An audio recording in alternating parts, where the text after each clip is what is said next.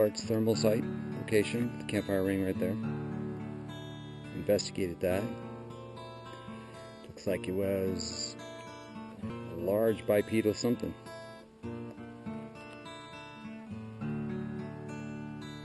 So it's been our camp last 9 days.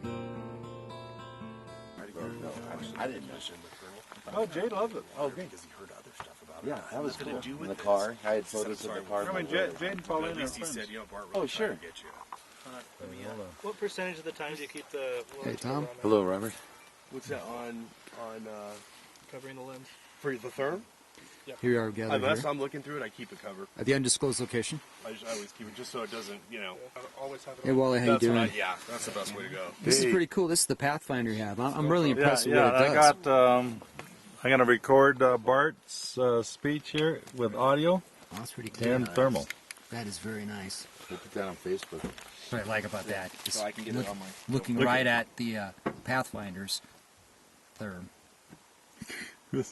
Now, what do you call this there, Robert? Is that video squared or something? Video on video?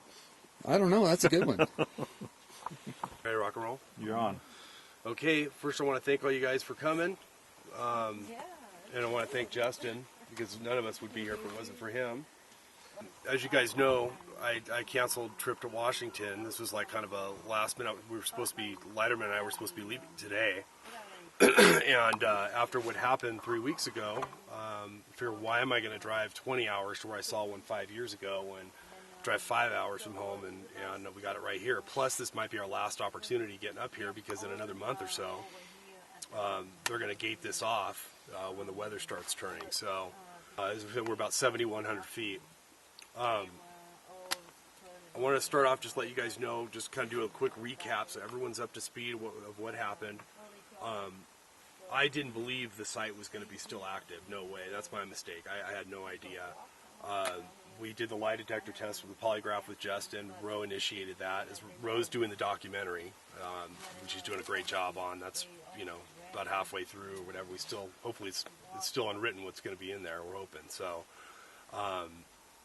but basically what happened is, after they did that polygraph, Justin, they ran up here, and I don't even think you guys were planning on staying the night here, right? You were going to stay like a couple miles away.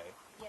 So it was just spur of the moment type decision, and they went over, like when we did our documentary, and Justin walked through at the kill site. That's about 200 yards down this road at dead ends, and to the right there's the manzanita and then the secondary growth that's up there. So anyways, he was here with Sean, Roe, a couple other people, a couple of people that were kind of rookies, and it's about 4:30 in the morning. There was only 2 people. This is important. They had a fire going, and to anything external, it would look like there was only 2 people awake at the time. So not intimidating whatsoever. And it was Justin and a guy, Carl. And long story short, they basically heard a lot of, saw some silhouettes and saw circling around camp. I think one of them even stepped out of the tree line, and Justin used the term Jurassic Park sounding, with the stomping feet and very aggressive behavior. Not happy, obviously, that they were here. So they actually had the presence of mind the next day. I was kind of in contact with Nadia, trying to get her to document stuff, and Carl, he actually did a great job on one of the casts. You haven't even seen the cast yet, huh? We're going to get a copy of that to Meldrum, but I pulled some hair out of it the next. Roe brought it to Monterey to me and Bobo, and I'm pretty sure it was ungulate hair and rodent hair, which the forest floor is littered with. But anyway, they had one good cast, 2 shitty ones, and they documented the trackway. And so about another week or two, I told my wife, you're going to Washington, but can I just run up there for 1 or 2 quick nights? So we made it happen, and me and Justin came the first night alone. And we stayed up till about 5 in the morning. We stayed in the camp over here, walked down towards the kill site. We both, had that feeling of being watched, which I've had about a dozen times, and 5 times I've had action from it. And we had nothing happen, though. And next day, Roe came up with Todd Hale, and Sean came up, and Michael Lorenz was with me. He's an excellent caster, and it was kind of I had him up here because it was kind of a thank you, because the day after they had casted that track, I sent him up here to try to cast any more. but no one was available. Justin was out deer hunting, so he walked around here 4 hours and couldn't find the trackways, which flying blind, he had no chance. That next night, we were looking like we were going to get shut out. Hadn't heard anything. We did knocks and calls, all kinds of provoking stuff all night. I took Ro for a long walk. One thing that I was amazed, though, I have never seen as many deer in a 1 mile square radius as I did that day. I mean, not even a Pebble Beach golf course, which is loaded day and night. And they were all on the hillside as me and Ro were walking down. So Sean actually drove up, picked us up, brought us back. And we had the fire going, and Justin was dead tired. He fell asleep in the cot by the fire. Michael Lorenz went to bed pretty early in his truck, so there's 4 of us up. And I just made a last-minute decision. I was just curious, should I go to bed? I'm tired. And like I said, Justin was already out, and I just looked at Sean and I said, let's take one last walk. So that took place over here. There was the remnants of the fire that you guys saw over there, and then you have the tree line that's up here, and the road circles around getting back to the primary road. So Sean and I actually we went for a walk up, and our intention was we were going to the primary road, and we were going to either cut right, cut left, and walk for 300-400 yards. And I had an extra set of batteries with me, and I had Sean do one. You'll see tomorrow. Those of you who haven't been here, you can actually see the Nevada side where it turns into desert over here. And I had Sean do a call because he does a really good one. It sounds like a girl, but anyways, it was pretty funny because we didn't know it at the time. But the Squatches, we got our hand kind of caught in the cookie jar because the Squatches were already in the tree line because I filmed them 3 minutes later. So they were already up here, probably going, what are these guys doing? And so we walked up, and I got to get Ro that audio.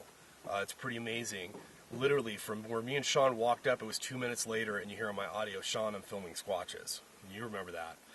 And we stood there, and I just decided, instead of walking straight, I just said, you know what, I'm going to just see just see if anything's spying on camp.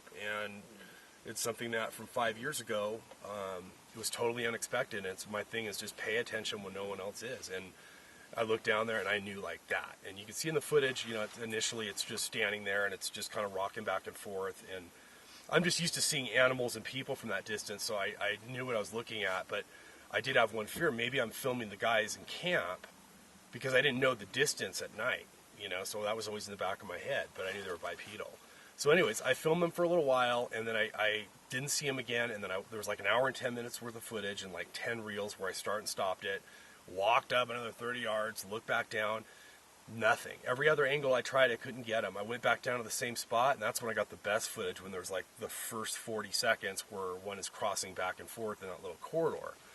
And I stopped it again. I tried to get a different angle again.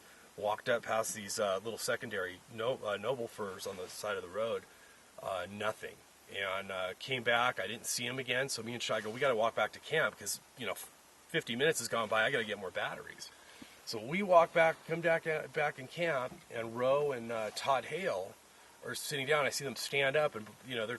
Before I can get a word out, I said at first, I go, guys, I just filmed some Squatches, but they're there, we got them, but it's not damning footage, but we got them. And they said, oh my God, I knew it, and Todd Hale was going nuts, and he starts pointing up the tree line, and what they were seeing were, looking up, we're seeing shadows like silhouettes with the ambient light behind with the trees. They were seeing shadows fill those gaps, and Ro, which I think is a very wise thing that he said, with his experience, was just, I really thought I was exhausted and seeing things.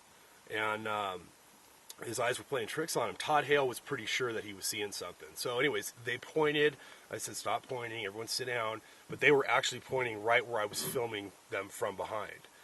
And so, about 10 minutes went by. And every time, this is important, because every time that I looked up there into that tree gap, nothing. They were either behind the trees or, you couldn't see anything. So I said, all right, we're going to go back up. So we take Sean and everyone, they sat down. So I go back up, and amazingly, in the same corridor, got him a third time. And on the footage, that's when we see the rock throwing. And I think that's the only thing you guys heard in camp. Mm-hmm. That night. It's either a chest beat, you guys described it as, right, or like a rock on wood type sound. And for the record, in case anybody was wondering, I never stood up from my chair other than when he was there to talk to us. So the chance of him filming me walking around 0, because I never stood up from my chair because I was freezing cold because I had forgotten my jacket. So I was staying right by the fire. I never left my chair. And Todd got up, I think, one time to grab a log. Keep the fire. The fire was going. about to die. He got up one time to get a log. It lasted 15 to 20 seconds. Yeah, and everybody was accounted for. You know, Justin was asleep right next to them, literally on the cot, right by the fire. Yeah.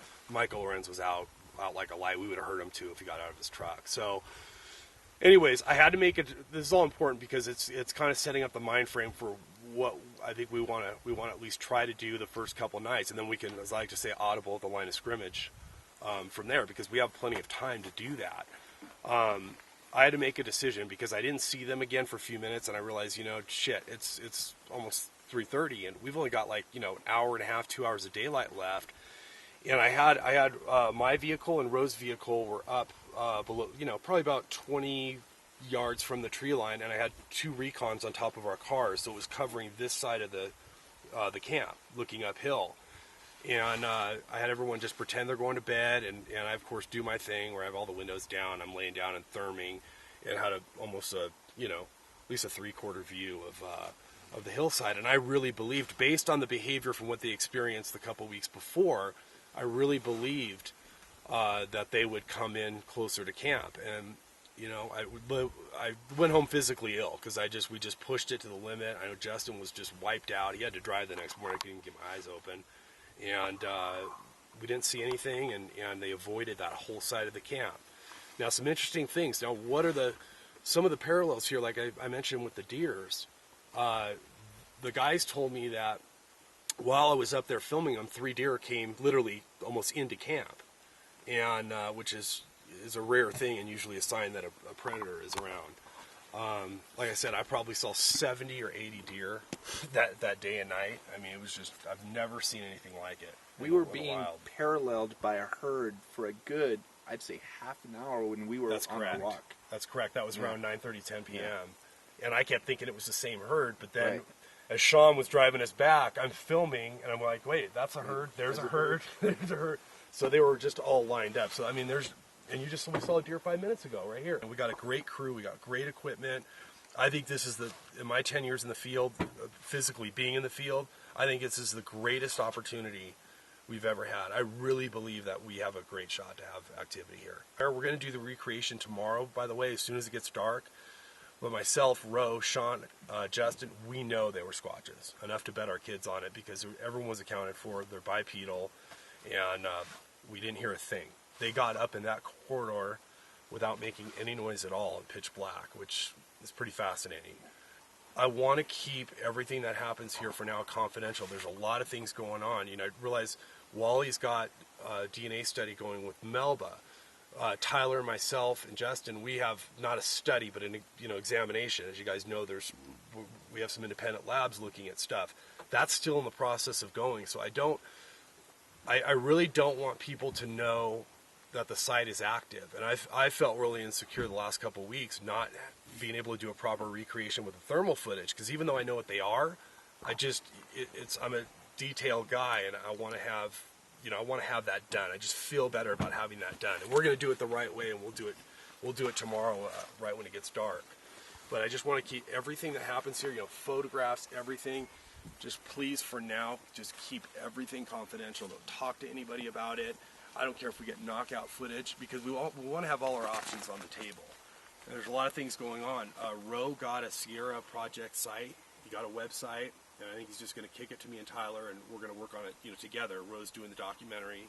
We'll probably use that as a platform for results, definitely after Melba, because our whole thing was to substantiate her. It's not to undercut her. And so we'll get that going eventually, and it's just turning into more like a project than it is just an investigation. We don't know what's going to happen, so let's just be smart about it. And I need that commitment from all you guys, and I know I can get that commitment. That's why you're here. The other thing is, I really want to go the first couple nights and just try to. I want us to really just kind of take it easy. I already have an audio recorder up in the tree line. Justin's already baited. I just want us to be very casual. We have the equipment. The one thing I don't want to do, and especially with Sean and Ro, I know you guys are excited because you have that equipment, but I want to watch the IR. and watch, like, look, I know you guys want to look through this stuff and keep looking around, but I don't want to take the chance, because I know when you make a mistake, and that's the other thing too, flashing a light in the forest. I'm not telling you guys don't use lights at all, but I really believe that if Sean and myself had walked up there with lights, that things may have been differently. Like maybe they would have hid better, maybe they would have got out of there. From my experience, I know that light is the biggest issue. Because when you think about it, the distance they were from me, there's nothing to worry about. They're animals. They don't know they don't know that we have thermal imagers or what those are. They're taking pictures. I think it's distance and light are the two factors that can really change the game in a positive or negative direction. So let's just be respectful of that. Use light. I mean, go into your car or whatever, use light in camp, use your red light or whatever. But just whatever you do, no flashing the lights in the forest. I've seen it happen, and I've seen all the action die for like the next 3 days or the whole trip, and that's it. It's over. So I think we got to treat it, but not be sneaky, stealthy. Just be smart about it. That's all I'm asking. We want to be inviting. We don't want to be different in the sense, we are different because we have all this great equipment. So we have a way to document that nobody else does. So, but let's just be smart about it. I mean, so I think standing by the tree line, looking in the woods, like we were just doing, I just did it too. Looking at the deer, you want to see what's there. And I think with the night vision too, if there's somebody with thermal right next to you that can record, whatever you do, don't try to record on the night vision, because if that IR beam throws out, you're going to get it, and we'll all have the footage together because we're all here. So just let the thermal trumpet, like if it's Justin, me, or Wally, or whoever's got the thermal, Tom if he's using one, or Leiterman. Well, the worst thing that can happen is the night vision, it becomes a deterrent. Well, now you're assuming the night vision is putting out IR? Some of them have, like I know Sean's is IR. He's got the option this of one, IR. the PBS-14 is not. Okay, it does that's IR perfect. but it's off. And it's on a camera, so that'll be just as stealthy as a thermal. Yeah, and I don't, and like I said, I don't know. I can't sit here and say 100% like that's a deterrent.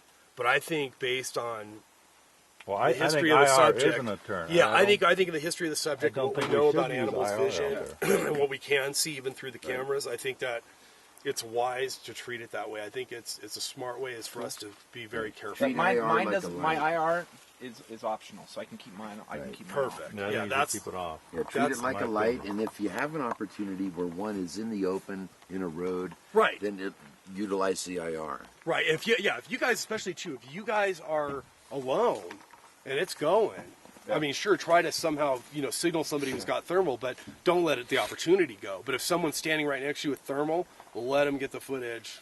Your name's still on it, so it doesn't matter. The key is we get everything that we can get and maximize every opportunity. And like I said, I'm not. Yeah. So, I don't know everything 100%, but I know if we play it smart. I see what Bart's doing. He said, you see what I'm saying? you don't want to scare it away. So you have someone with thermal, who's just gonna get the money shot. Might as well just let that person do it. Yeah, just let them. Yeah, you're going to be associated with it the rest of your life.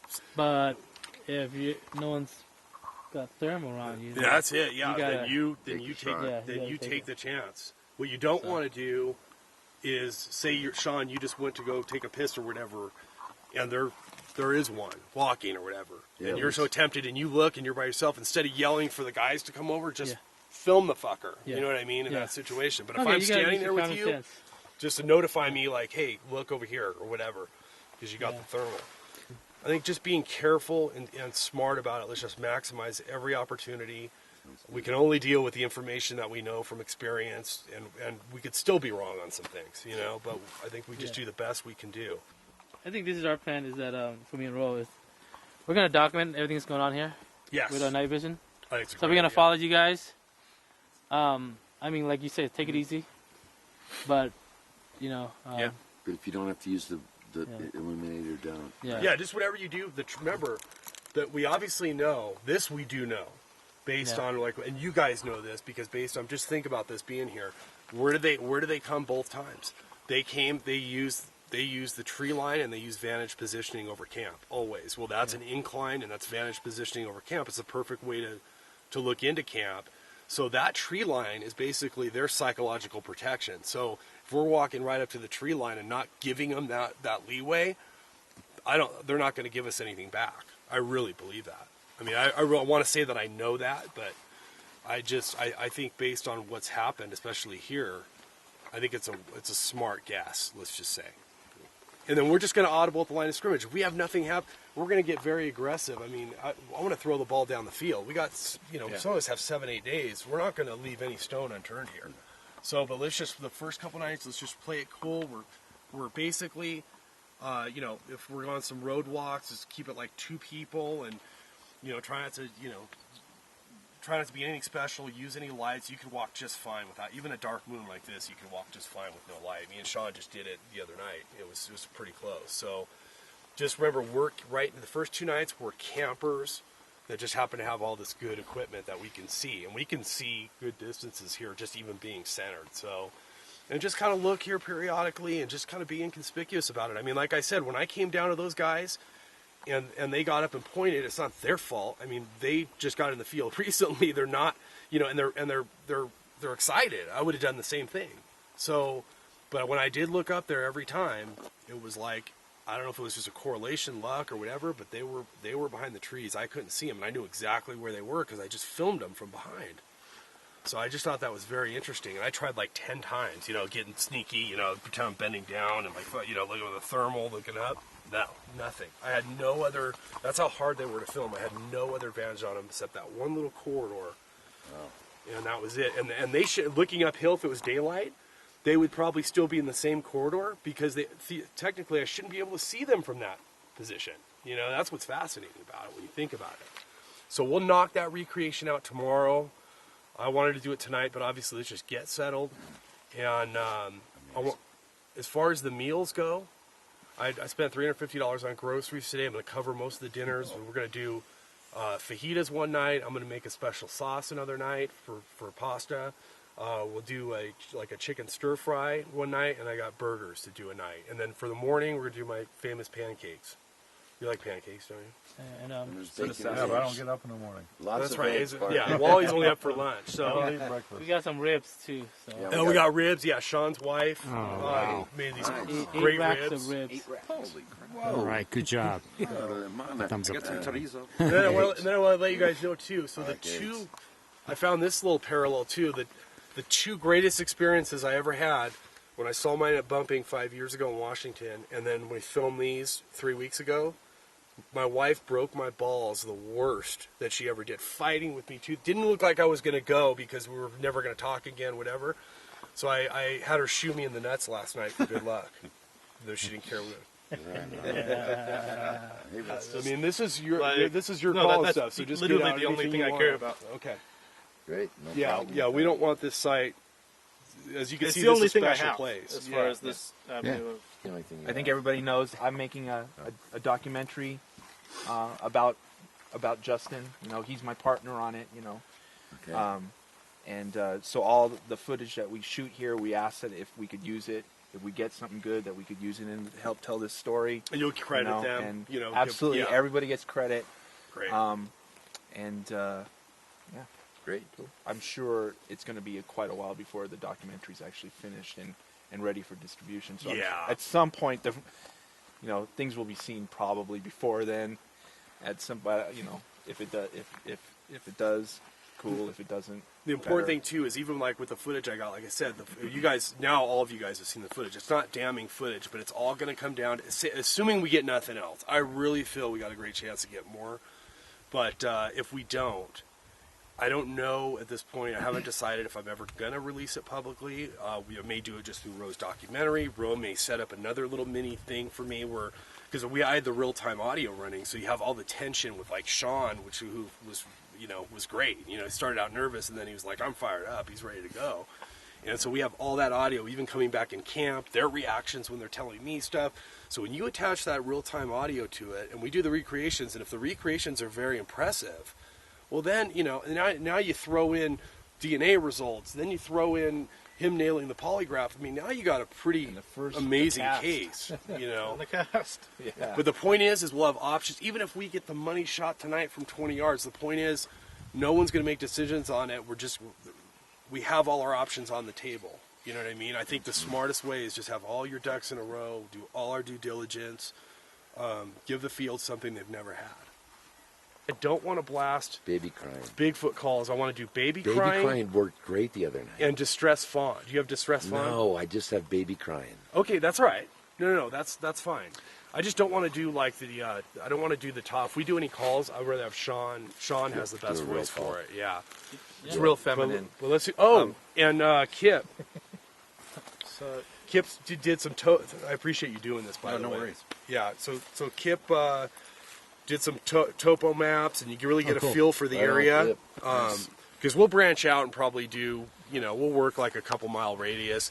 There's some really dense down, probably, I don't know, maybe about like a third of a mile down this way.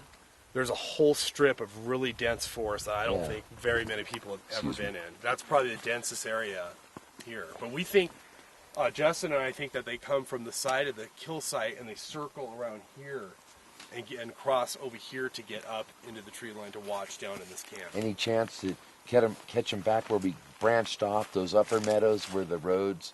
Oh, absolutely. Bisect. Absolutely. So, yeah, we'll Oh, and as far as sounds goes, I haven't heard any howls or anything, but I don't know if you've heard them, but both nights that we had heavy action, we heard whistles earlier in the night. Well, we heard like a lot of stuff, and we're like, "Oh, is that an owl?" And it just didn't. And we did quite hear an sound owl. Like an owl. There's lots of owls. So we want to sit around quiet at times, right?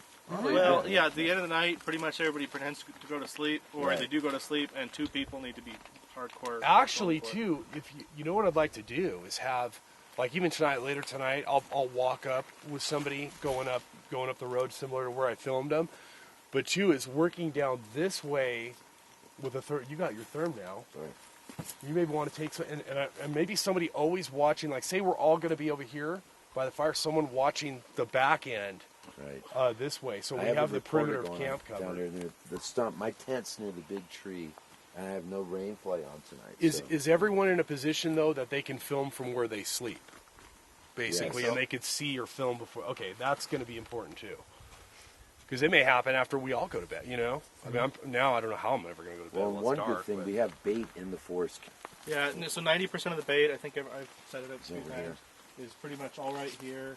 It's Well, next by 75 Wally's- yards. There's a lot By of Wally's it. van. Everything's going to come into here. Deer's going to come into here just to smell it. They're curious. They don't know what it is. Well, I can set up a thermal. Hey, This well- has a widest angle lens. It might be the best. I mix. would, Wally. I'd either pre-station it. That's a good spot here, looking this way, Okay, I'll do or that. we On can the road. set it and do it. If maybe tomorrow night we'll do that. So we think Roe thinks he may have seen the silhouettes where they crossed in the corridor, which is where the remnants of the fire is. Another 30 or 40 yards down the road, that they crossed right up into that corridor that overlooks our camp. And if they did, what I'd want to do is maybe set up a stationary therm, not a trail cam, but a stationary therm pointed this way to catch this angle, so it would catch their backs walking in, and then if they walk out, it would catch the front. And if they see it, they see it. Who gives a shit? But we got them coming in, and there's a log that will block it. I already checked it. It's perfect. It's absolutely perfect. Because if we can get something like 3 of them crossing a road, like within 30 or 40 yards, and it's unobstructed, that's the money. I mean, it doesn't get better than that. You know what I mean? Totally unobstructed. The key with thermal is distance, because it's that threshold. After it's about 60, 70 yards, it doesn't matter if you're naked or not. That has no bearing. Clothes doesn't become a factor anymore. It's just a size issue that you can show it's something else. What is it? Great. Be damned! Wow.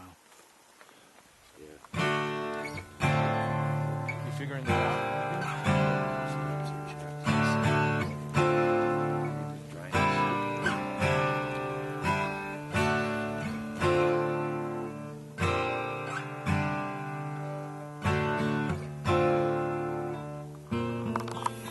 Alright, let's go ahead and stop it. I'll pop it in the laptop. That'll help me pinpoint it for tonight. Okay, Bart, what did we just do here? We just did a recreation. We're trying to pinpoint the gap. It's a little tricky. That night there was a cold gap corridor, which is basically where I'm standing. Actually, we think it's right over here where the flag is. We're trying to pinpoint it. We're dealing with different light. It's backlit up there right now, and trying to do it with a laptop to pinpoint. So it's a little bit tough, but we're doing the best we can, and we'll nail it. And we got a 10-foot pole here, trying to do some height, and we're going to see how tall these things were. Cool. This would either be the primary right here, right? And this would be where one was walking back and crossing here.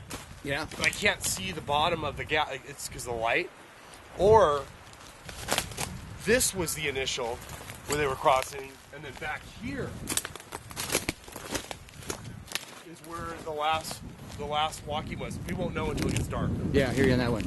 But we have it lined up though. It's going to be two of these three. Does that make sense? Makes perfect sense. That was a Squatch. It was higher up than Tom. So let's mark it with 2 flags. But I can't find that. We have to do that one at night. Okay. And there's the it's object not even close to the fire. The fire's left of this. Correct. Up there. So And the object falling out of that tree? it's going to be. It's probably going to be these trees over here. And what happens is the stump impedes where Tom is, the stump that's on the hill, and then it slides downhill. Yeah. And so it's an illusion. It looks like they're side by side. They're not. There's like a big distance from where the main ones were crossing, and then that guy was just stationary. So what's fascinating to me is the curving arc section that come out of that one area. Right. And there's no stump. You didn't find a stump there. I think the stump I'm picking up.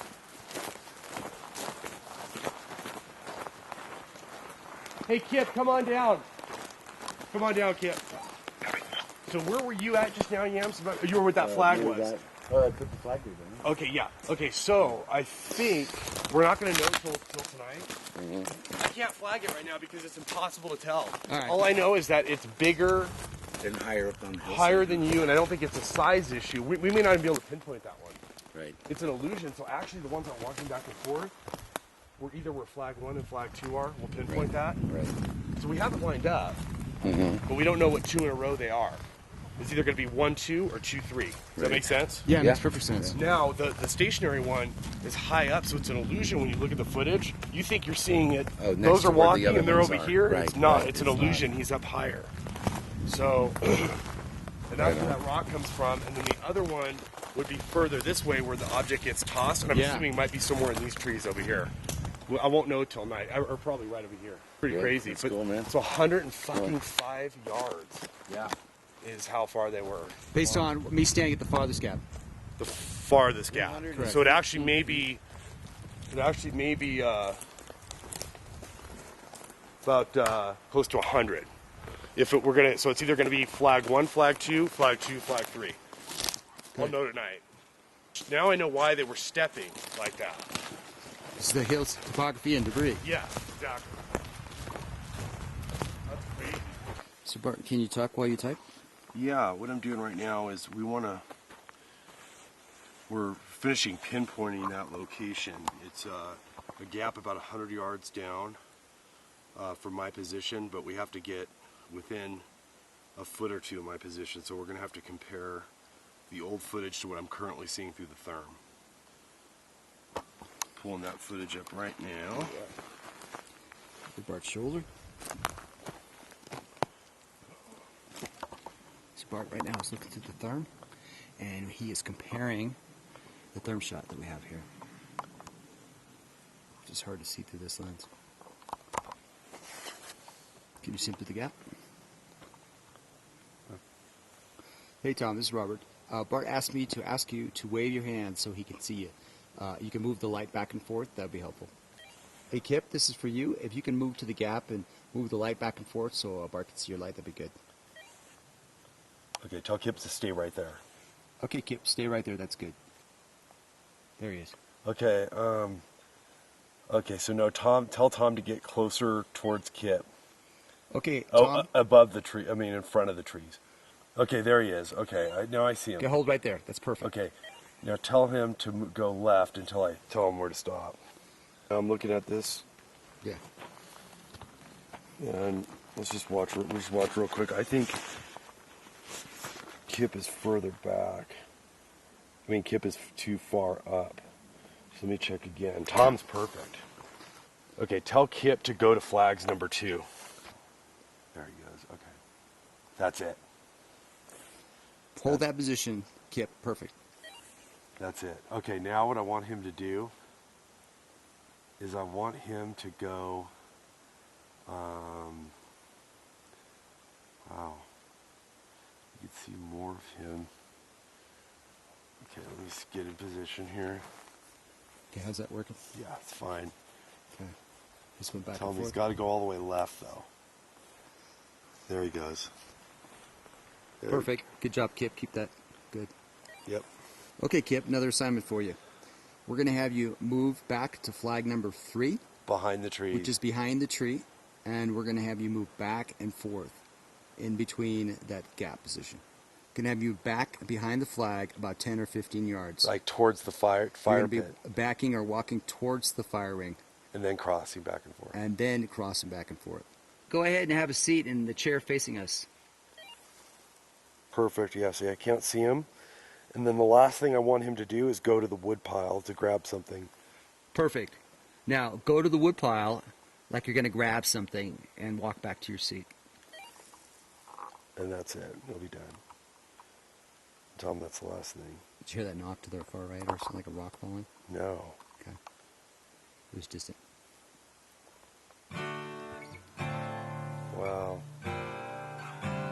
Okay. That's it? Yep. Okay, Kip, thank you for your services for that. That's perfect. They circled around him. Based on what you see them through. Yeah. Has to be. That's crazy. That's absolutely crazy. Because that's the last time I saw them. They were actually I think the last one. We're gonna look on the footage, but I think they were walking past this way, and then I didn't see them again. Never saw them again. They in the circled gap. all the way around over here to the east and came around this way. No, they came around. This okay. way. Because Roe was saying that they were seeing something over here That makes sense. that was going that he thought through the. That totally makes sense. So now we can watch it. Yeah. Here, you want take your radio? I got someone else's radio. You got my radio, Yeah, I got mine now too. so I'm good. I'll just grab that other radio. So I have one too. All right, let's watch some footage. All right. Dude, I need your guys' eyes. So we can Do it here. Hey. jumps right here. So Bart, what did you find out so far? We don't know. We're gonna look now. Okay, you said something about possibly, based on what you got, that the individuals walked Circle camp. Eventually. This is the first one. See this. This looks like so blurry. This looks like it's all a tree. It's not. It's a gap. There it goes.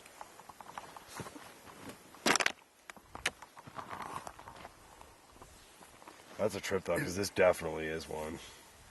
Yeah, No it's doubt so about weird. it. It's There's just no. blurry, dude. I know. The fire is over here somewhere. You can't even see the fire from the thing. Nah, it's too bright too on the screen. And it sucks too, because even that corridor looks a little different, you know? You were in the exact spot you were. Yeah, pretty close. It looks small, whatever it is, if that's in that same spot. See, right there, you look like you're too close than the other one, huh? Doesn't it look like it's further back, huh? Yep. Moving back and forth. There it is. The gap. Back up a couple, at least a half frame or two.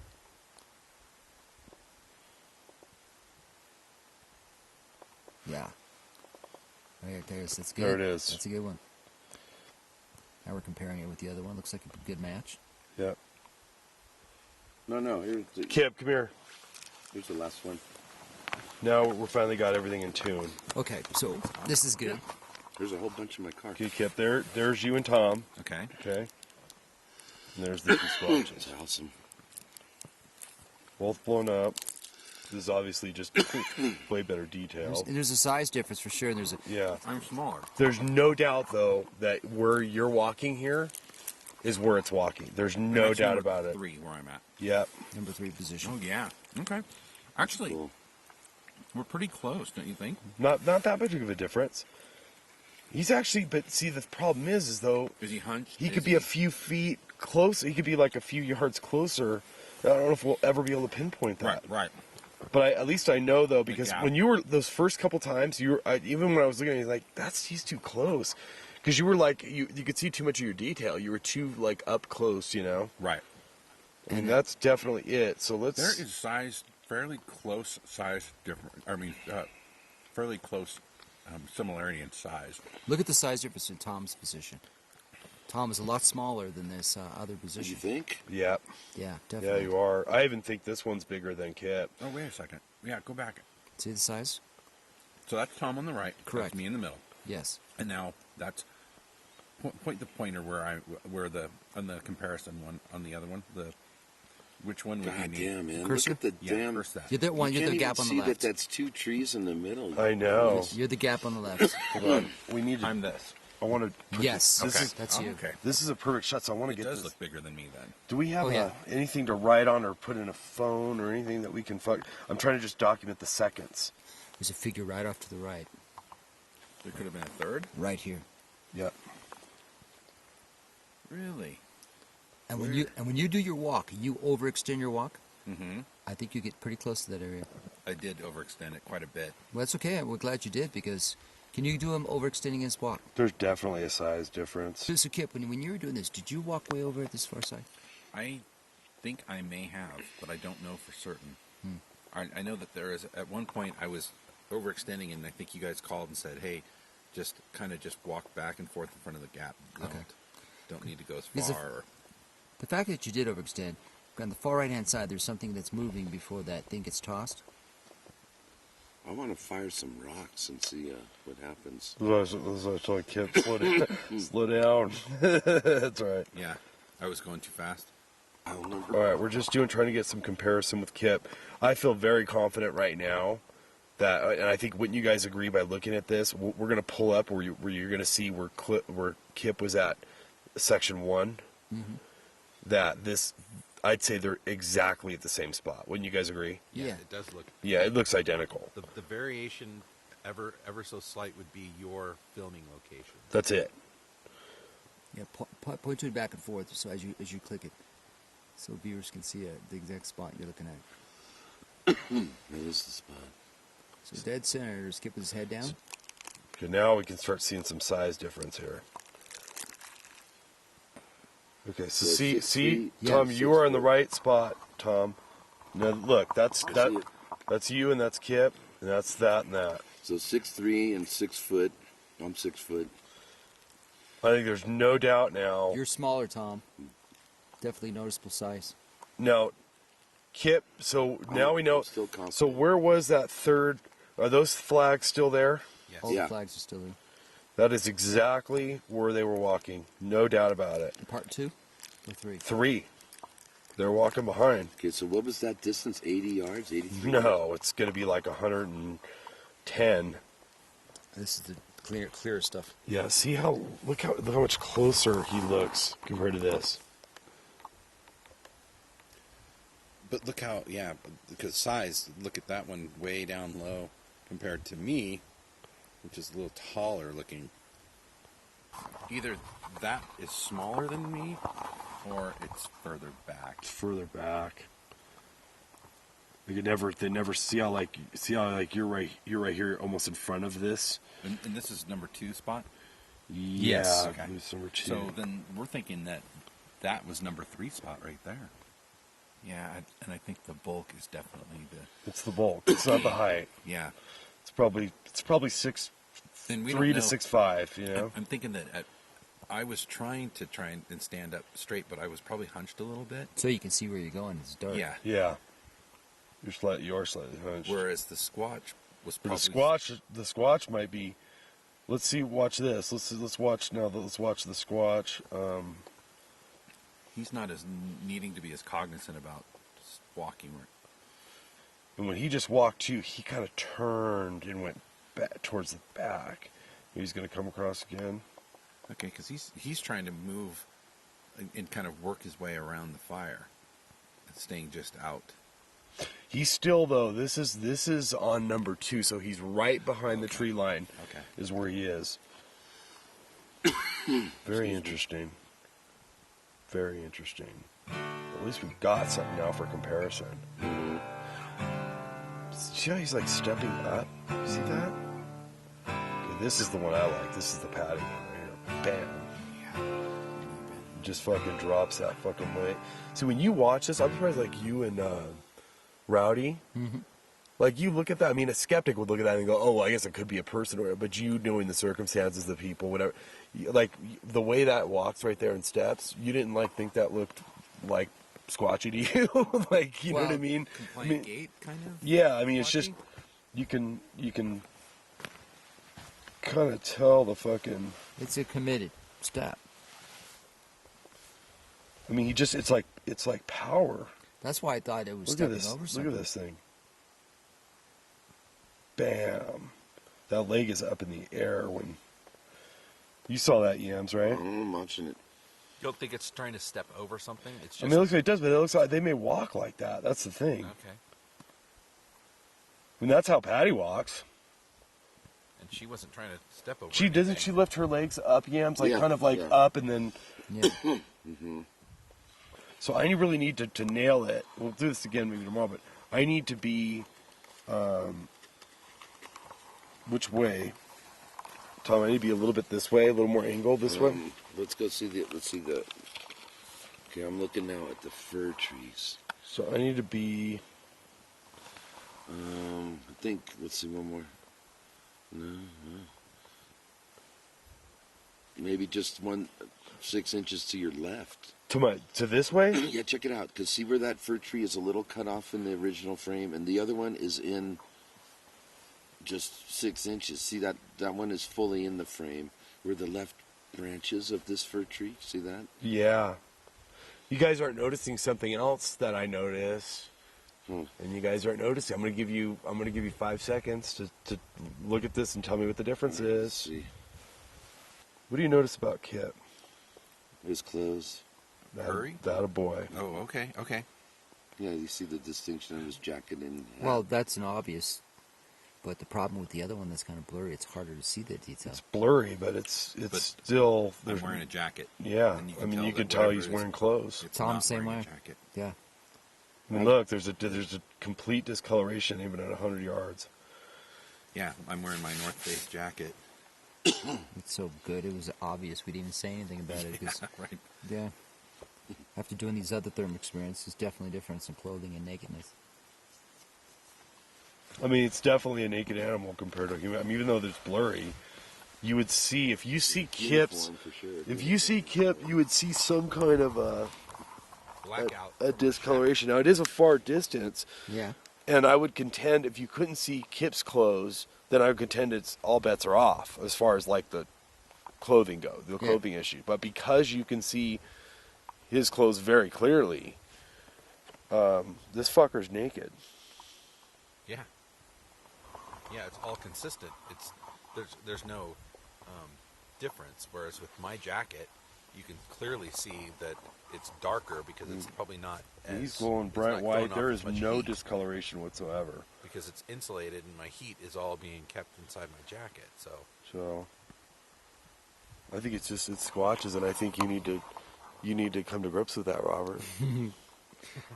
Has this been an eye-opening experience for you at all, Robert? Well, I've been trying to keep my eyes open, yeah. You have to know these are squatches. I mean, come on. Do you really think this was Todd and Ro? Look how dark it is right now. Like, they could be fucking right there. Absolutely. Todd and Ro would not walk 5 feet and take a piss without their headlamps on that night. I'll tell you right now. Ro's like just getting comfortable now. But Todd, scared shitless. Yeah. God bless him. But before this even happened, he was scared shitless. So for them to walk anywhere near that fucking tree line is just ridiculous. Oh, and I filmed you going to get to the woodpile. right, from my chair that Yeah. was sitting here facing uphill. Yeah, you don't even see the fire area when you're up there. Let's see some of those the files where Kip's over in camp. Oh, sure. Is there enough evidence on the footage, the original footage, to determine whether or not there was a third? Or is it still kind of... The reason why you would see a third would be, well, no, because when the rock throwing happens, he's not in the frame. There he goes right there. Now the fucker looks pretty big right there. This is the original. Yeah, you know what? I'm going to do this real quick. This is a good one to do a comparison with the Kipper. So there's a definite fucking size difference. Not huge, not tall. It's the bulk.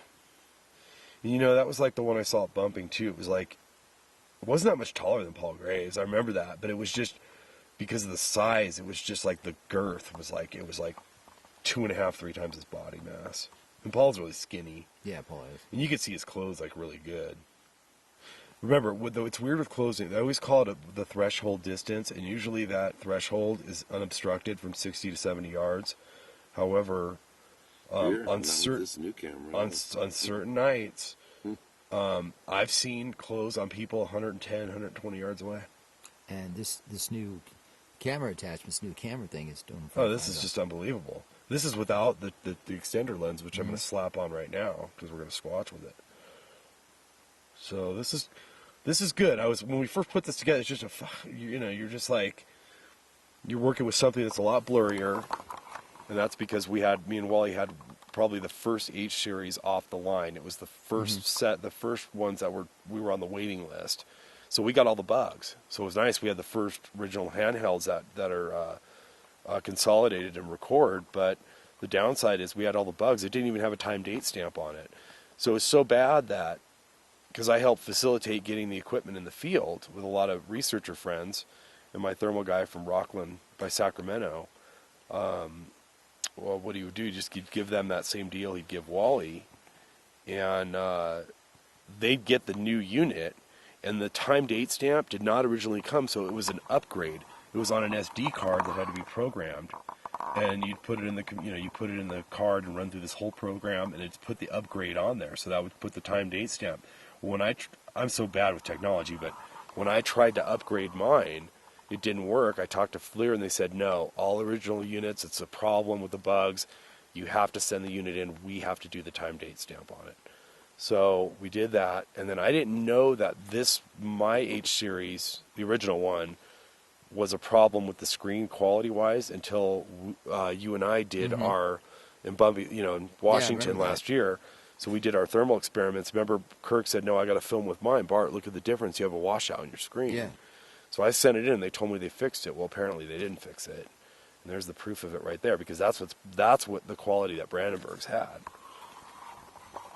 So then after I saw what I filmed, I wrote an email to FLIR saying that, I keeping it quiet, but I filmed, what I think is 3 Squatches in the Sierras from, 90 plus yards, and they're very blurry and the quality, and I thought you guys had taken care of that. And she wrote me back and patronizing me, very nice though, and said, we're just so sorry to hear that your Bigfoots were blurry. Go ahead and send that unit in and we'll replace it right away. And she did. And I mean, this is the quality difference. Wow. Rode out that day, and their lives changed in every way. Well, so did ours, because we got to see a living Bigfoot walking tall and free. Yeah, Roger and Bob went down in history. Hey!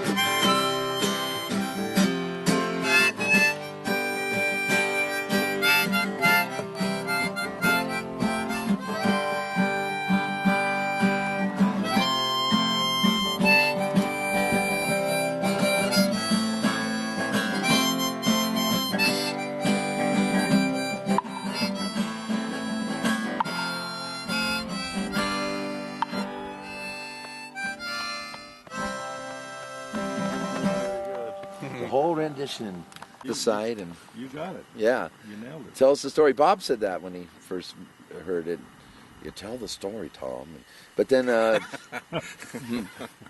that's just like it happens. You sound just like him. Well, Roger and I, we were. Yeah. He's got that down pretty well. I called his wife one time. I said, "Honey, I'm going to be a little late tonight. I'm out riding with Tom." What are you doing, Bob? No, I actually went and had lunch the first time I picked him up to go on a trip back to California. Yeah. And oh, that's right. He brought it up at Bumping Lake on the trip where Bart had his sighting. We were all at the base camp.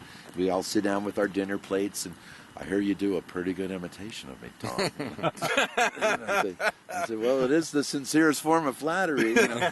Oh, let me hear it, you know. That's great. Well, when my horse crossed the creek, that's when the creature turned to look at Roger. And that's what I heard him say at the Willow Creek. You know, the thing is actually closer than what they were closer Yeah, to about it than what we 35, all realized. 40 feet when it started. Then she took off.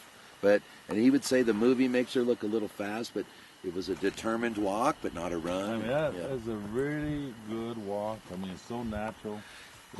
Hi, I'm Kip Morrill. We're up here at the Sierra Kill site nearby. Going out to check a couple of game cams that were placed 2 nights ago, making sure that they haven't been tampered with. Not switching out any cards and checking for any activity yet, but we're just going to make sure that everybody's on board where they're located and that they're still there.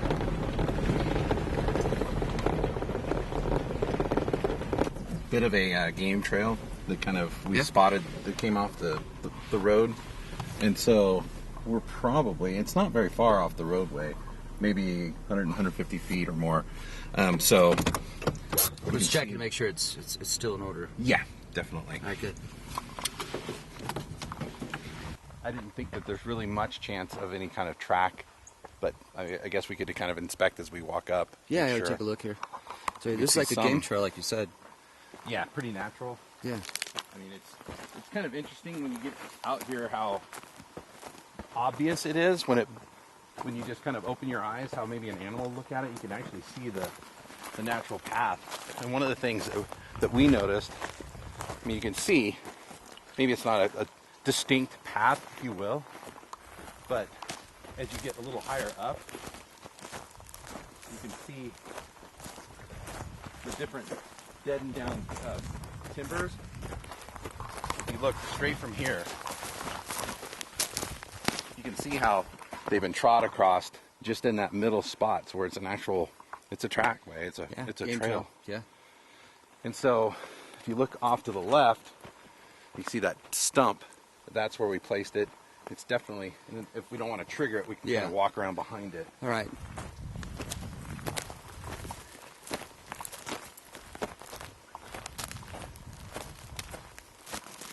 And there it is. Still there. If you look straight down, you can see that's the location. There it is. Upside down shot. That triggered it. Right in it. So this is what you're seeing right now. This is the view shed. Can I catch the edge of the game trail right over there? There. And forward scene. All right. And yep. So that's the first one. We're good. All right. Well, we just got done finishing up. Bart's up topside. He was doing a thermal of this position, and it worked out pretty well. Kip's all the way back. This is the gap that shoots all the way through. Note the flagging there. So I'm going to have Kip walk back and forth through the gap, and we'll capture that.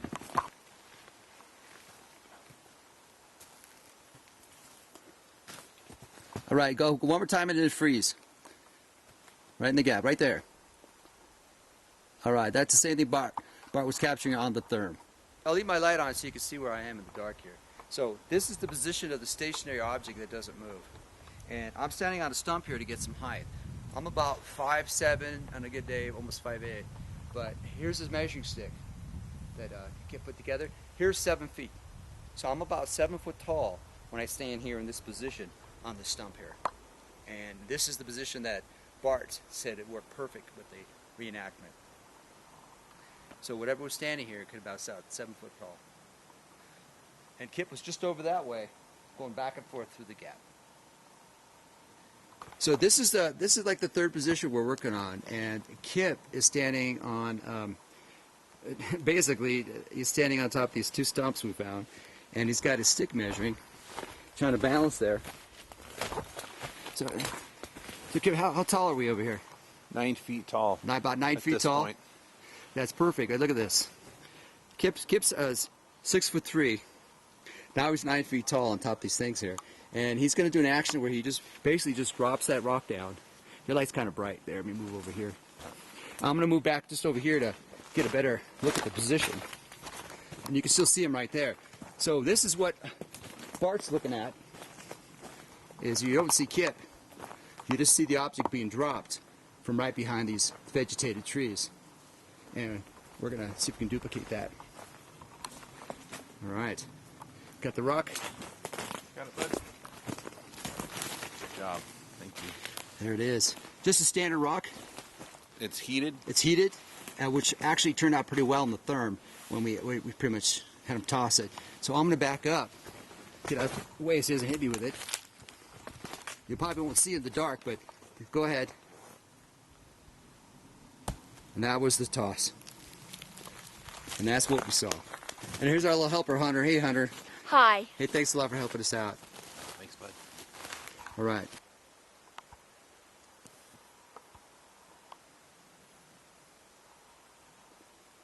Drop. Perfect. Okay, one more time. And there it is. That's the drop we were able to duplicate in the from the therm footing. Thanks a lot, Kip. Appreciate it. That is warm. It is. Hey, we got a good. The stick could come in handy another time. I know, we're using it for all sorts of stuff. Perfect. Good job. All right. All right. Hey, Aaron. Thanks a lot for volunteering for this experiment. What we did is in the therm video that Bart had taken, an object was flying across it. We were thinking they were rocks. We did an earlier experiment and it worked out pretty well. We heated a rock up. So what you've been doing for the last 3 hours is putting rocks under your armpits for us, and we're going to check to see how they look up on the therm. Okay. So here it is, nice little rock there. So hey, Bart, come over here with the therm. Can you see those in his hand? Yes. All right. So use your Perfect. therm and see if you can see if the heat is going to be substantial for you to see if they're glowing. So them on the ground. Or Because Aaron is really glad these aren't under his armpit anymore. And there's Bart over there getting in position. And Aaron, do me a favor, just drop those on the ground real quick. there we go. Oh yeah, we're good. We're good. All right. We're good.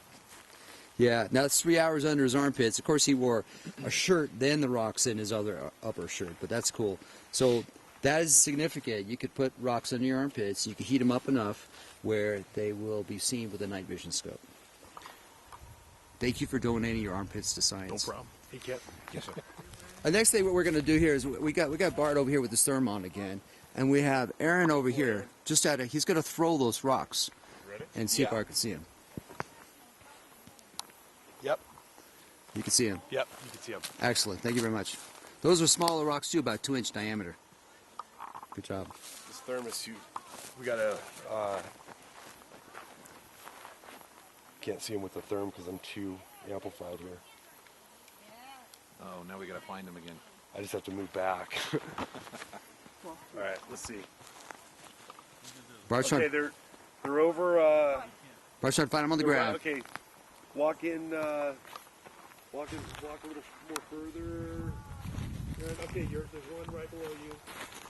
Go down. Forward. Ah, got it. Got it. Okay, another one is going to be forward with your right hand.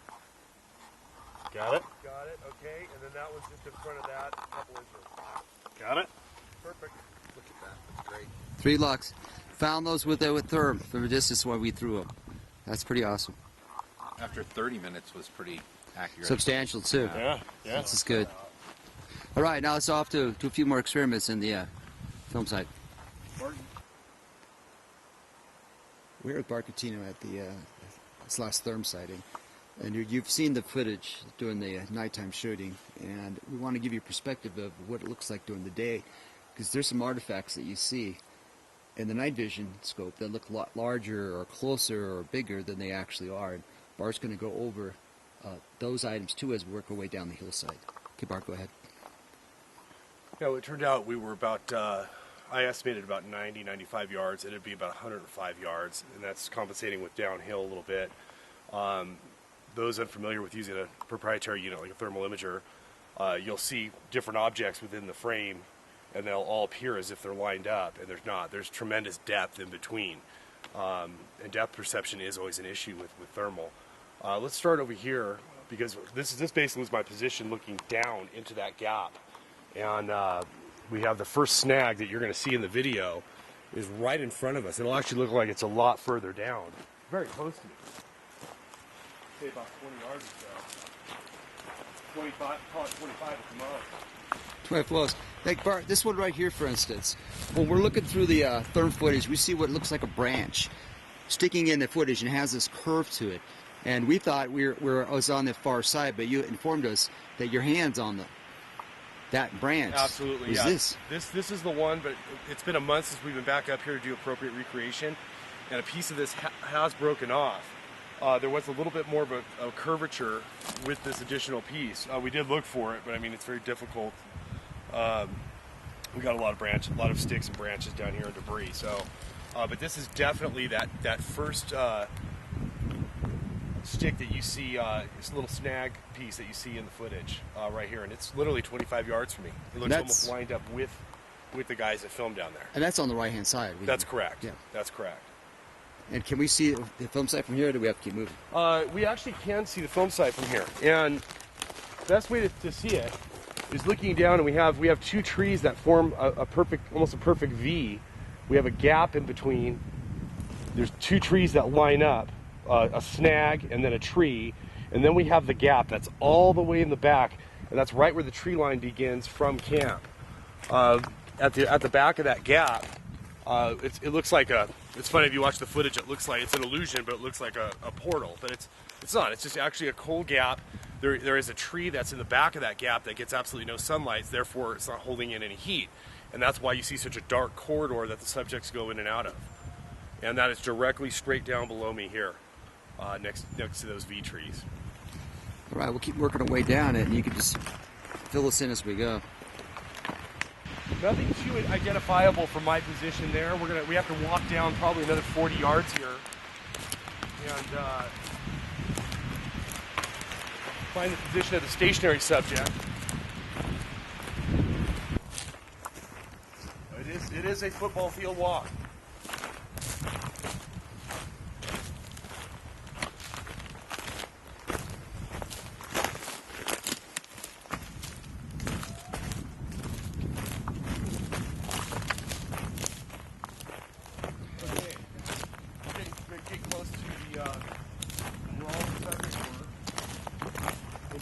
Ranger Leiterman, we were able to, in a lot of work, probably about 20-25 hours, we were able to figure this out.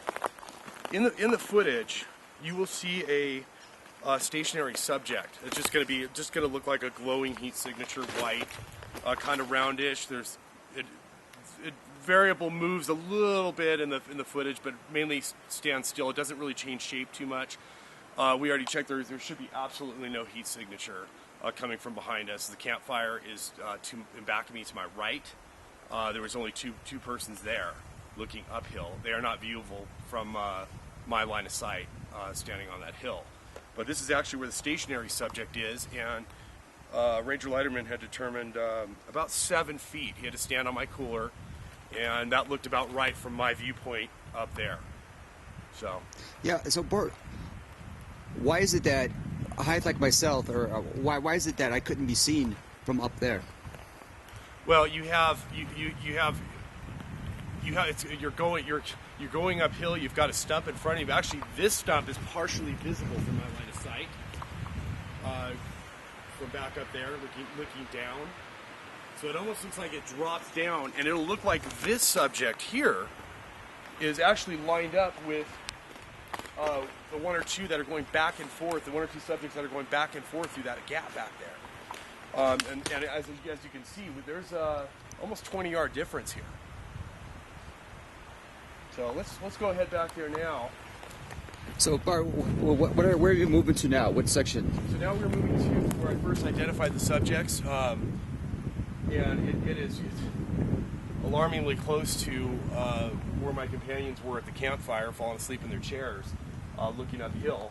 We've got a gap right here. This is the gap that was viewable from up there. So Bart's talking about this gap right here, the section right here. This is the gap that you see all the way through in the footage. This is the gap right through here that you see all the way through the footage. As you can see, there's a huge tree here that is in the back of it. It does not get any sun for obvious reasons, the shade here, so that it doesn't hold in any heat. So therefore that kind of gave that weird illusion where you saw that was like a perfect corridor cold gap. Right. The subjects, basically from your point of view, you're looking at what you think is actually one tree, and it opens up, and you're looking at subjects walking inside and out of the tree, and it's just an illusion. They were actually walking inside and out of this gap, and it's just a little corridor, and that was the limit of my view. That's all they gave me from that distance. You see, when the footage begins, I knew from having a lot of experience using these units and that distance that I was looking at a larger subject that was bipedal, pretty much right off the bat. You can hear that in the audio. And I saw a subject basically kind of almost looked like it was kind of rocking back and forth, just limited view from my viewpoint. Here, kind of standing in here, Right there. standing back. And from there is a lot of passing through back and forth. To me, one of the clearest ones that shows that these are clearly bipedal, even through the recreation, is you actually see one of the subjects come from right to left and pick up a leg and step and just move right through the screen. It's literally 1 second, but it's a very fluid step where that knee is picked up pretty high, it's dropped, and the biped just propels itself forward out of the shot. There is a lot of back and forth movements. There's actually some turning that we see, and where you see a kind of a slant, a little bit uphill. You can see almost the whole subject. And we see a lot of too, where the subject is just either we don't know from that distance. It could be facing me. It could have its back to me. I believe we were accounted for, but I think because of distance and light, it wasn't a concern. So I probably feel that they were watching my partners here at the fire that we had. It was back to me, but standing in the center, and you'll see some of that in the footage. But a very limited corridor where they were visible. It just shows how hard these things are to film.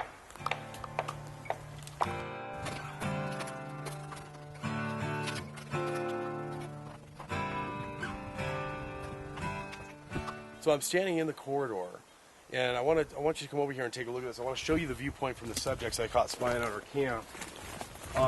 It was a waxing moon that night, so it was very dark. Plus, you have a smoldering campfire, and if you look over, between the small tree, small fir, and my vehicle, those were where the two chairs were Todd and Roe were looking up. And you have a wood pile here that they actually retrieved one piece of wood during that 2-hour period of filming. And so back and forth, just look at this. It's an incredible view. You can see them from almost every position. Pretty amazing, but it's very deceiving that they would come out this close, because it's not as close as you think, especially when it's that dark. They're not visible at all. Matter of fact, my partners have been looking up, and what they had been seeing was actually dark silhouettes fill the tree gaps, because you had ambient light looking uphill off that incline. On the backside. On the backside, ambient light behind those trees, and they were seeing black silhouettes back and forth, kind of filling those gaps. Roe had made a comment that he felt like he was extremely tired and rubbing his eyes and not really believing what he was seeing, where Todd was very adamant about that he was absolutely seeing something, and there were several subjects, dark subjects, that were moving back and forth. Remarkably, when I came down to notify them that, hey guys, I'm filming 2 of them, it's not damning footage, but we've got footage, they both hopped out of their seats and just screamed, I knew it, and a lot of excitement, pointing up at the tree line. I had to tell them to sit down, stop pointing, and they clearly couldn't wait for me to get back to tell me what was going on from their position. So.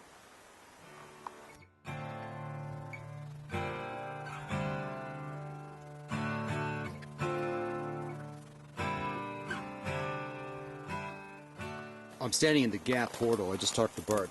I flagged it right here. Looking straight up. There's the window. And Bart was filming from up here.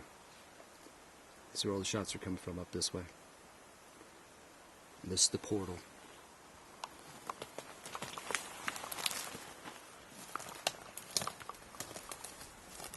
After about filming for about an hour and 10 minutes up there, Sean and myself, we had to go back to camp, actually, believe it or not, get more batteries. Remember, this was supposed to be just a last walk of the night. There was nothing that made me, we didn't hear anything that made me go investigate. It was just one last walk where I wanted to take Sean out, kind of shed his fear of the dark. And as we came back, and I'd filmed 2 reels of them, and I came down this road. It just circles right around camp. The depth perception even fooled me. I did not realize how close they were to camp. So I was actually looking through these gaps as Sean and myself were walking down with the thermal, trying to get a visual on them, and I could not see them. And I just thought they were either behind trees. I couldn't figure out why I couldn't see them. And even doing this and walking backwards, I do this a lot. And therming this way, just looking everywhere down these little corridors, trying to see where these things were. And it turns out, as we walked, I would have never believed that they were that close to us down at the camp. I don't even remember if I even looked there. I did look up from camp and up those other corridors and did not see anything. So I don't know if they were behind the trees, but they had plenty of cover over there. Really, the only angle that they gave me was up on top looking down. And I was 105 yards away from them. They were 36 yards away from my guys. So it just goes to show you how tough these things are to film. You can see my viewpoint from up here looking down. And towards the end of the footage, you see something pretty remarkable. We're going to head right down here. There is a subject somewhere in this area. We know where it is. We pinpointed it now. But if you watch the footage, I kind of redirect the camera just slightly, and you almost see just a little bit of a white part of a partial subject behind a tree, and there's a little window and what looks like a rock. Remember, anything that holds heat, if it was in their hand for a long time, whatever it is, it's got to be something that's hot. It's the only way the thermal is going to pick it up is it detects heat. And whatever that article was, it was dropped straight down, and 2 seconds later we had a projectile that was fired from the opposite side going left to right, bouncing off a tree there was almost a perfect trajectory and a ricochet that bounced back halfway. And actually it looks like it's an illusion. It bounces halfway between the subject that was in the middle that was stationary for all the filming. So let's go right back here. I want to show you, because I was ready to give up on this. It wasn't for my partner, Leiterman. I was so frustrated why we couldn't figure this out. We actually had to heat up rocks for up to 30 minutes to get them warm enough that they could hold it in enough heat that the thermal would pick them up to do this recreation. But one of my field guys, Kip Morrell, is by 6'3". He's a tall guy. Robert had to put in 2 of these logs like this. Kip had to stand on top of this, and as we were on the radio back and forth, I'm telling him no, that's he's not tall enough, because I had this one little window of where that rock could come in. That's a clear shot that's right down. So Kip actually stood on this, had to reach up. He was at the 9-foot mark with these logs, reaching up with his hand, and finally, after about 15 to 20 times doing it, I was ready to give up. Drops the rock, and you can see it. It's almost a perfect match. And where my error is, and this is why I brought my regular field partner, Ranger Leiterman, in with me, and my best friend, is I wanted him to try to destroy this thing. And I was so frustrated about all the hours that it was taking doing these recreations. And I thought you can just compensate by moving Kip back and forth, and that's fine. He'll look like he's higher, but the rock doesn't drop in the window. The only way the rock drops in that window is Kip standing on these logs in this exact position. This is exactly where the subject stood and is roughly 9 feet tall. So here we are, Bart. You've done all the therm stuff. We've gone through this. We've walked it. We've tested it. We've tried to do a lot of things just to see if we could disprove what was going on. We learned a lot of interesting things. And you had some ideas. They didn't work out. But then we figured out how to make them work. So what's on your mind now? What are you thinking right now? It's funny. Ever since I clearly saw one 5 years ago through a thermal imager, and it's become, my primary tool in the field. I always had a fear that I would get them, because I do, as all my friends know and all my field partners know, I'm out there every night. I'm never by a campfire. I'm out there every night covering ground, whether it's driving, whether it's walking, whatever it is with this unit. And I knew one day eventually I'd get them. My fear was that it wouldn't be definitive. And this is kind of a mixed bag, if you will, because my guys that were here that night we know what they are. There is no other explanation of what they are. You know, I was telling Roe, you look at any film, the Patterson film, you know, Mike Green's film, and there very well may be Bigfoots in those films, but the guys that were here from a personal perspective, we know that what that footage is of real Bigfoots. And us knowing and sharing it, I really had a tough internal battle if I was going to share this outside of my immediate circle and my friends in the field, because I'm under no illusion. I know what the standard is, and I did feel it was important because knowing what they are, if I wanted my partner Ranger Leiterman to come here, and I wanted him to try to destroy this film and look at it from every angle. And a couple times I wanted to give up in the process, just because of doing the recreations and the time it takes to do it, and the frustration. I mean, you're talking 20 hours we worked on this to try to pinpoint where these subjects were. It looks easy on paper. It's not. It's very difficult. And without him, I couldn't have done this. And I think we were pretty sure of what these subjects' heights were.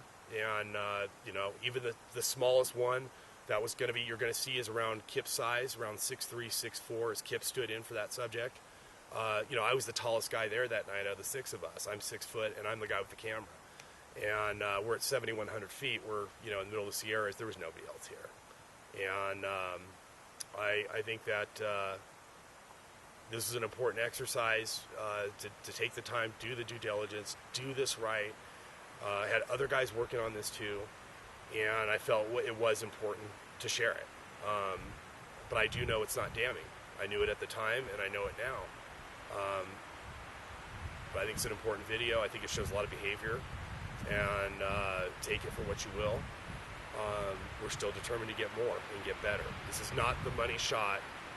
If I would have been able to record the one, a lot of you are familiar with my sighting in Washington in 2007, and I saw that subject on all fours and then in the clear, standing like a statue with his back to me from 32 yards. Being able to have recorded that subject and do a recreation side by side, you would see that it is a naked animal as well as anatomically distinct. Where these subjects, I mean, we're talking about 105 yards away, looking downhill. You got to remember with thermal, at that point you're past the threshold distance that clothing is not an issue. Don't look at this footage and go, you know, these subjects are wearing no clothing. If you're wearing clothing or not, it has no bearing from that distance. 105 yards is too far away. All we can determine is with the size, the behavior, what the subjects are doing.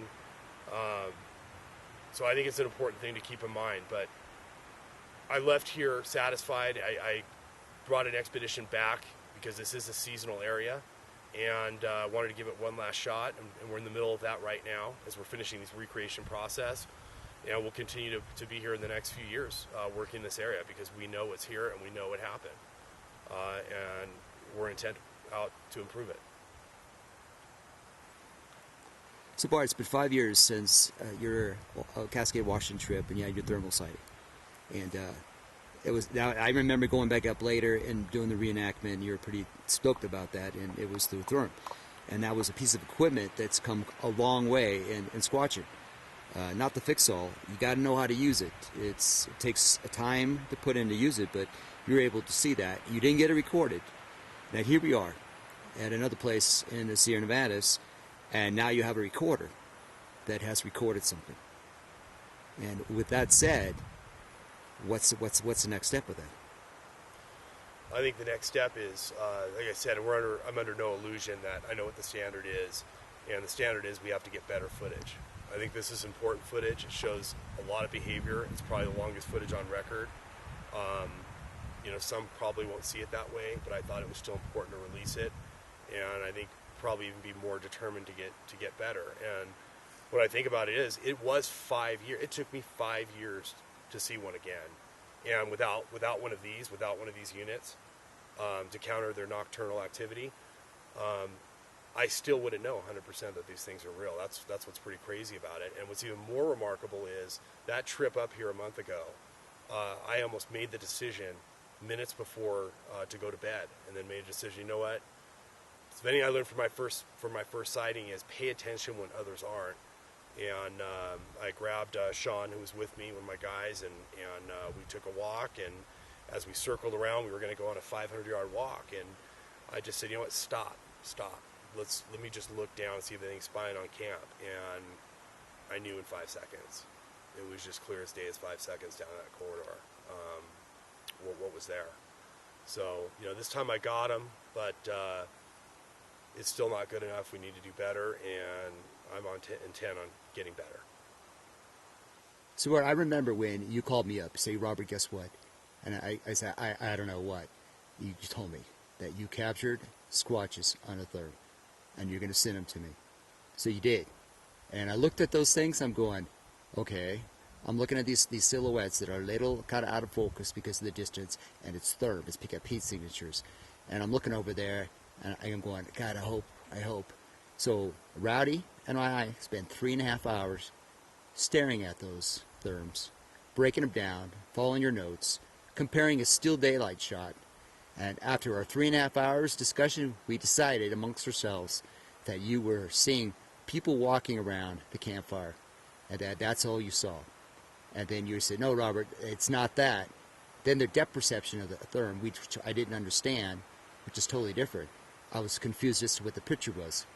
So you invited me up anyway, and we've been tearing it apart and looking at it, and I see it in a totally different light. A lot of people are going to do what I just did. Break it down, throw it away, say it's people in a campsite, but I don't think it is. I don't think it's people in the campsite. The sizes, the location, the behavior, I would have never guessed it to be that way unless I came here on site and tried to do the experiments ourselves. So I take back what I said to you earlier, Bart, and I apologize for that. And it wasn't the campfire. It wasn't people walking around campsite. There was something walking around, and most likely bipedal primates walking around. Well, I appreciate that. Thanks for coming. Yeah, we've been best friends for a lot of years. I wouldn't bullshit you. So. Yeah, I know that. And I knew if you could tear this apart and you figured out it was something different, the public would never see it. And I'm behind that 100%. So I'm glad you came. It's just nice knowing that I kind of know what the end result's going to be when you actually get here and see the site and hear from all the witnesses of what happened. So I appreciate it, man. Good job, Bart. Thank you. Let's get better. All right, you got it.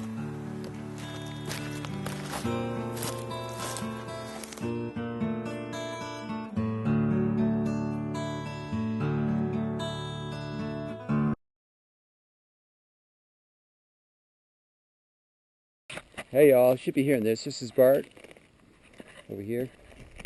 Right. Now he's kind of busy right now. I'm facing bets, I guess. And Robert, I'm going to go walk down to the film site and get 130 degrees perspective to see how it works. We're going to do it together. As soon as he's done making another bet. I'm at the Bart sighting area. We're just taking some measurements and we've done some long distance shots, just checking the therm. Bart's way down there.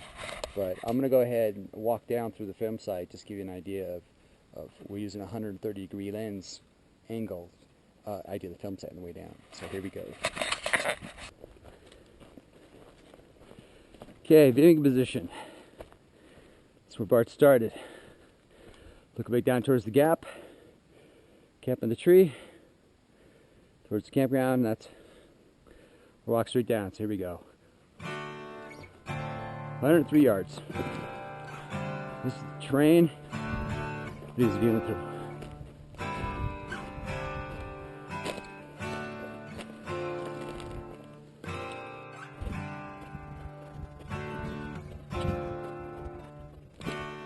We're aiming right towards the gap in the tree. Right where Bart's crossing now. That's where we're going to shoot from.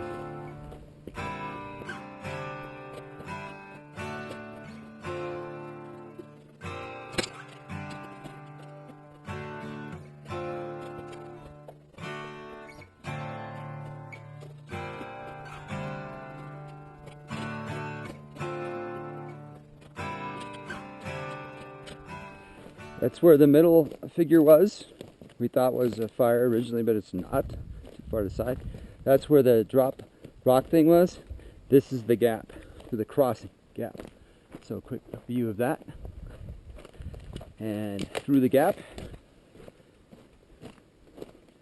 103 yards to this point, and back to the campfire.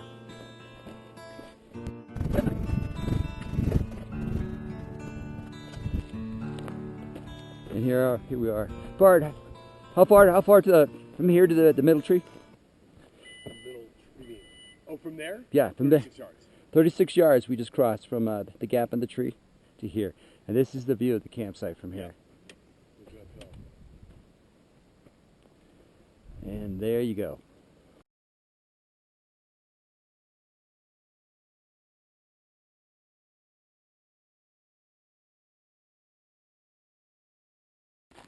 All right, here we are. Sierra Nevadas, using the GoCam Hero 2 to take a look at the Sierra kill site. But this is where we stayed for our thing. So check it out.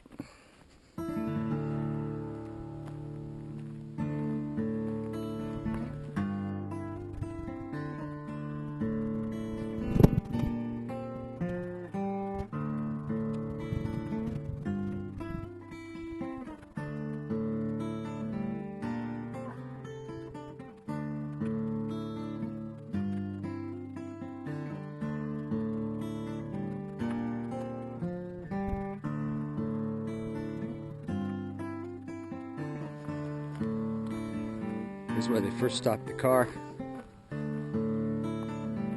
They saw the creature to the right. Just got out. Red flag way over there. So the shot was made. Chest. Ran off and crashed into the young firs over there. They drove the truck around.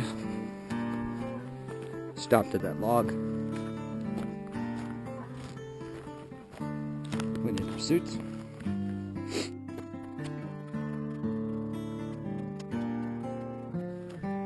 Said it went off over that direction. Heard it crash the brush.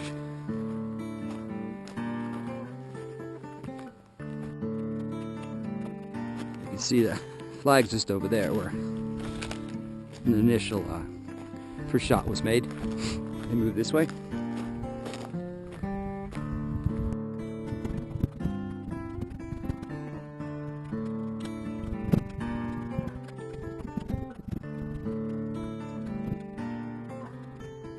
You can see the last crash up there in the brush. You can see the flagging where they found some tissue in that a couple weeks later in the snow.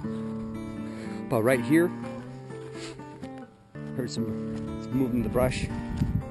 Two smaller ones moved out, started looking around, and then they just proceeded to go up the hillside over here.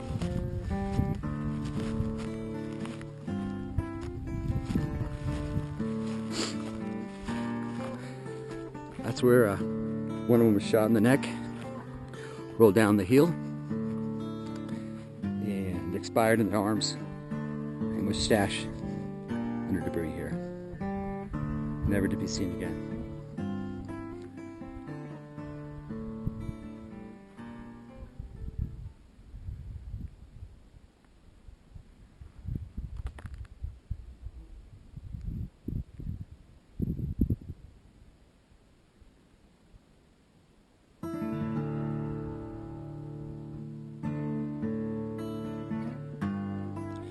That's the story.